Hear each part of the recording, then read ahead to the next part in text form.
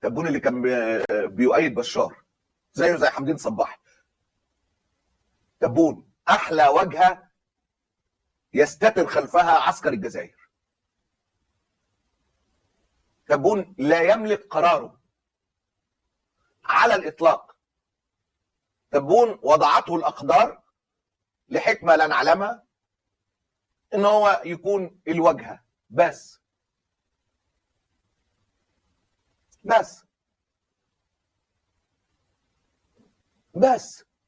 شفنا لم يسمح باي اداء. يعني قلت لك شفت ذكاء ملك المغرب، لازم تعترف انه يمتلك من الذكاء والحنكه. عيله يعني ما تبقاش يعني مضفره العيله الحاكمه في المغرب.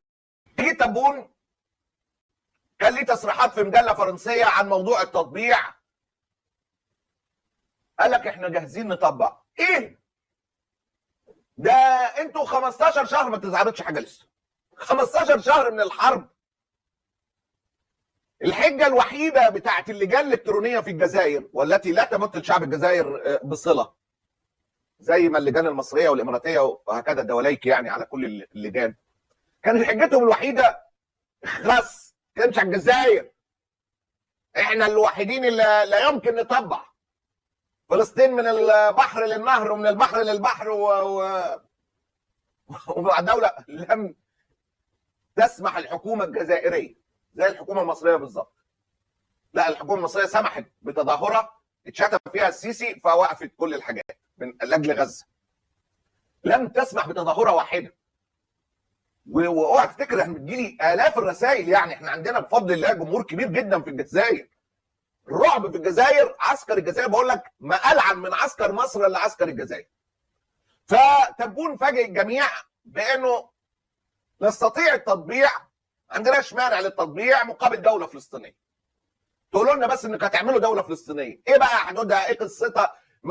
الجزائر مستعده للتطبيع اذا اقيمت دوله فلسطينيه. ايه دوله فلسطينيه بالمهلبيه دي؟ اللي بالمهلبيه دي اللي من غير سلاح وكنتونات. والله نقلت صحيفه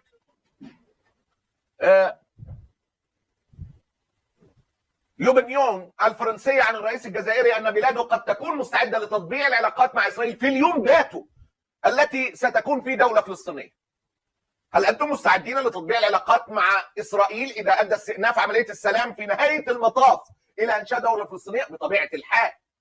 وجود من عندياته. انت عارف بقى تقول لما يجود في اليوم نفسه الذي ستكون فيه دوله فلسطينيه. الامر متسق تماما مع مجرى التاريخ.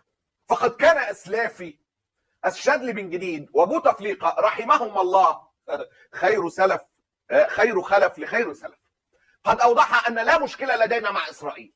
همنا الوحيد هو اقامه الدوله الفلسطينيه. مش اسرائيل محتله، لا يعني انت دوله فلسطينيه. طب القدس، احنا همنا الوحيد هو اقامه الدوله الفلسطينيه. ده تبون. هل التصريحات دي مرتبطه بالسعوديه اللي عايزه تدخل الجزائر وسوريا معاها؟ تبون اللي برضه جود في لحظه من اللحظات قال لك افتحوا لنا احنا الحدود بس واحنا ندخل مستشفيات وما اعرفش ايه. عارف، يمكن مش عارف، مش عايزين نقصوا عليه يعني. يمكن مش عارف ان السيسي فتح له الحدود ولا لا. يمكن لسه ما وصلوش الخبر، عشان بس نكون منصفين يعني. لكم بالله، نقسم لكم بالله العلي العظيم، يا لو كان ساعدونا وحلوا لنا الحدود بين مصر وغزه. عندنا ما ندير.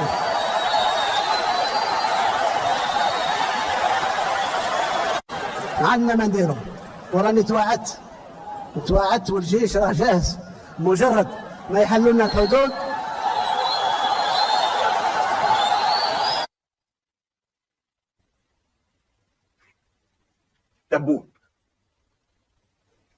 تبون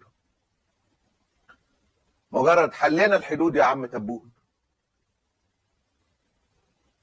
يا راجل، تبون اللي كان بيؤيد بشار زيه زي حمدين صباحي. تبون احلى وجهه يستتر خلفها عسكر الجزائر. تبون لا يملك قراره على الإطلاق. تبون وضعته الأقدار لحكمة لا نعلمها إن هو يكون الواجهة بس.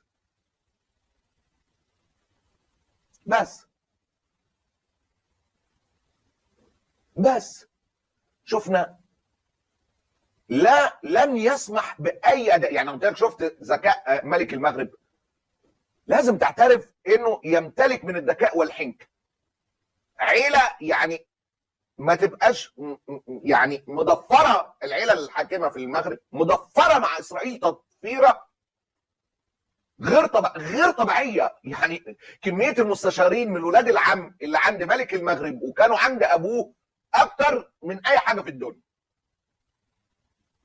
ومع هذا لعيب قامت الثورة، راح جاب الإسلاميين، قال له تعال لا ما تعملوش، ما تلحقوش تعملوا وزارة، تعال يلا خدوا الحكومة. وبعدين لبسهم ان هم يمضوا اتفاقية التطبيع. وكانت لحظة انا متأكد انهم بيضربوا نفسهم بالجزمة كل يوم الصبح مع ال5 صلوات. وبعد ما عملوا التطبيع خلاص قامت طوفان، اللي هو كان قبليه باسابيع الجيش المغربي بيعمل عامل اسبوعين معايشه ومناورات مع الجيش الاسرائيلي، ومشاهد يعني يندى لها الجبين، لكنه ساب الشعب يتظاهر. لعيب.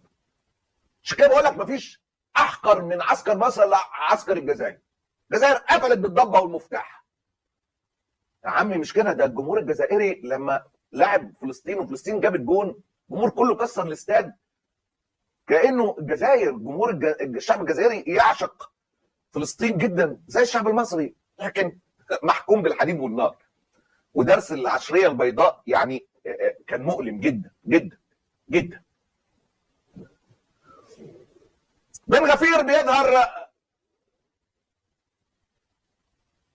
بعد استقالته بيطلب من نتنياهو انه ياخد وعد من ترامب باستمرار الحرب بدون اي انسانيه. נתניהו ייפגש מחר עם נשיא ארצות הברית דונלד טראמפ. אני מברך את ראש הממשלה לקראת הפגישה, אבל הוא חייב לחזור עם התחייבות למוטט את שלטון החמאס. הוא חייב לחזור עם התחייבות להילחם ולחזור להשמיד את החמאס. בלי חזרה ללחימה, בלי מיטוט שלטון חמאס, כל הצהרה אחרת שיקבל, כל הבטחה אחרת שיקבל, לא תשנה את העובדה המצערת שמטרת המלחמה לא הושגה. בימים האחרונים אנחנו רואים את המשמעות של אותה עסקה מופקרת שאנחנו לומדים על ההשלכות של היום יום שעה שעה. אנחנו רואים בעזה את הטויוטות הלבנות, את המחבלים עם הסרטים הירוקים, את המלט שנכנס לרצועה, את שלטון חמאס שחוזר במלוא עוזו, במלוא החוצפה. ראש הממשלה חייב לחזור מארצות הברית עם התחייבות שאנחנו חוזרים ללחימה בלי הומניטרי, בלי דלק, עם עידוד הגיוס. ها حنا وصلنا لنهاية الفيديو. كنتمنى يكون الاعجاب ديالكم واستفدتوا معنا. شكرا بزاف على المتابعة ديالكم والدعم المتواصل. ما تنساوش ديروا لايك وتشاركوا الفيديوهات مع اصحابكم، بارطاجيو القناة باش تكبر العائلة ديالنا. تلاقاو في فيديو جديد ان شاء الله. الله فرصكم الاخوان. شكرا بزاف على المتابعة.